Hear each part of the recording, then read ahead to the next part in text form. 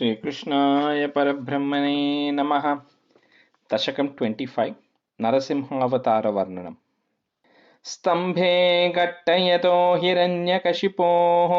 కర్ణౌ సమాచూర్ణయన్ ఆగూర్ణజ్జగదండకుండకుహరో ఘోరస్తవాభూద్రవః శ్రుత్వాయం కిల దైత్యరాజహృదయే పూర్వం కదాప్యశ్రుతం కంపః కశ్చన సంపపాత చలితోऽప్యంభోజభూర్విష్టరాత్ దైత్యే దిక్షు విసృష్టచక్షుషి మహాసంభ్రంభిణి స్తంభదః సంభూతం న మృగాత్మకం న మనుజాకారం వపుస్తే విభో కిం కిం భీషణమేతదద్భుతమితి వ్యుద్భ్రాంతచిత్తే సురే విస్ఫూర్జద్ధవలోగ్రరోమ వికసద్వర్ష్మా సమాజృంభతాః తప్తస్వర్ణసవర్ణఘూర్ణదదిరూక్షాక్షం సఠాకేసర ప్రోత్కంప ప్రణికుంభితాంబరమహో జీయాత్తవేదం వపుః వ్యాప్తమహాదరీ సఖముఖం ఖడ్గోగ్రవల్గన్మహాజిహ్వానిర్గమదృశ్యమానసుమః దంష్ట్రాయుగోఢామరం ఉత్సర్పద్బలిభంగభీషణహను హ్రస్వస్తవీయస్తరగ్రీవం పీవరదోషతోద్గతనఖ క్రూరాంశుదూరోల్బణం వ్యోమోల్లంఘి ఘనాఘనోపమఘన ప్రద్వాన నిర్దావిద స్పర్ధాలు ప్రకరం నమామి భవతస్తన్నారసింహం వపుః నూనం విష్ణురయం నిహన్యముమితి భ్రామ్యద్గదాభీషణం దైత్యేంద్రం సముపాద్రవంతమధృతా దోర్భ్యాం పృథుభ్యామముం వీరో నిర్గలితోऽథ ఖడ్గఫలకౌ గృహ్ణన్ విచిత్రశ్రమాన్ వ్యావృణ్వన్ పునరాపపాత భువనగ్రాసోద్యతం త్వామహో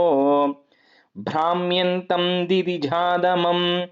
పునరపి ప్రోద్గృహ్య దోర్భ్యాం జవాత్ ద్వారే తోరుయుగే నిపాత్య నఖరాన్ వ్యుత్ఖాయ వక్షో భువి నిర్భిందన్నదిగర్భ నిర్భరగలద్రక్తాంబుభద్దోత్సవం పాయం పాయముదైరయో బహుజగత్ సంహారి సింహారవాన్ త్యక్త్వా తం హతమాశు రక్తలహరీ సిక్తోన్నమద్వర్ష్మణి ప్రత్యుత్పత్య సమస్తదైత్యపటలీం ఛాకాధ్యమానే త్వయి భ్రామ్యద్భూమి వికంపితాంబుదికులం వ్యాలోలశైలోత్కరం ప్రోత్సర్పత్ఖచరం చరాచరమహో దుస్తామవస్తాం దదౌ తావన్మాంసవపాకరాల వపుషం ఘోరాంత్రమాలాధరం త్వాం మధ్యే సభమిద్దకోపముషితం దుర్వారగుర్వారవం అభ్యేతుం న శశాక కోపి భువనే దూరే స్థితా భీరవః సర్వే శర్వవిరించ వాసవముఖాః ప్రత్యేకమస్తోషత భూయోऽప్యక్షతరోషధామ్ని భవతి బ్రహ్మాజ్ఞయా బాలకే ప్రహ్లాదే పదయోర్నమత్యభవయే కారుణ్యభారాకులః శాంతస్త్వం కరమస్య మూర్ధ్ని సమధాః స్తోత్రైరథోద్ఘాయతః తస్యా కామదియోऽపి తే నితవరం లోకాయ చానుగ్రహం ఏవం నాటితరౌద్రచేష్టిత విభో శ్రీతాపనీయాభిదశ్రుత్యంతస్ఫుటగీత సర్వమహిమన్ అత్యంతశుద్ధాకృతే తత్తాధృన్నిఖిలోత్తరం పునరహో కస్త్వాం పరోలంఘయేత్ ప్రహ్లాద ప్రియ హే మరుత్పురపతే సర్వామయాత్ పాహి మాం ప్రహ్లాద ప్రియ